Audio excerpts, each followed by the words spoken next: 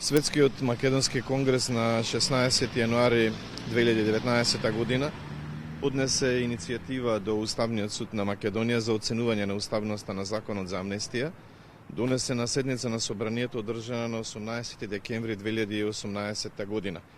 Со овој закон се ослободуваат од кривично гонење, се запираат поведените кривични постапки и целосно се ослободуваат од издржување на казната затвор лицата за кои постои основано сомневање дека сториле кривично дело поврзано со настаните во собранието на Република Македонија од 27 април 2017 година. Светскиот македонски конгрес изразува разочарување од вчерашната одлука на Уставниот суд на Македонија да не поведе постапка по оваа иницијатива од за нас неразбирливо образложение, како и многу пати досега, за важни прашања во врска со правата и слободите, правдата и демократијата во Македонија. Со тоа Уставниот суд потврдува дека представува еден од генераторите на уставна криза, затоа што наместо заштита врши суспензија на правата и слободите и на внатрешниот уставен поредок на земјата. Неспорно е дека собранието дава амнестија, меѓутоа со законот се врши селекција на лицата за кои се однесува амнестијата. Тоа ги прави граѓаните нееднакви пред уставот и законите, што е спротивно на уставот на државата Македонија. Јавна тајна е дека законот се однесуваше само за ослободување на пратениците кои учествуваа во настаните во собранието од 27 април 2017 година, за да гласаат за промена на името на државата и идентитетот на нацијата, за жал, за извршување на уште потешки кривични дела. Велепредавство, геноцид врз македонскиот народ и злосторство против човештвото. Обичните македонци завршија за жал во Идризово.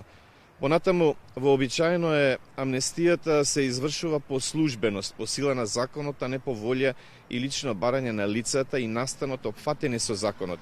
Меѓутоа, со овој закон за амнестија е утврдено дека постапката за примена на законот за лицата против кои е во тек кривична постапка се поведува по барање на осомниченото, обвинетото и осуденото лице. И апсурдо да биде поголем, амнестијата е пренесена на судовите и јавното обвинителство, што е спротивно на уставот.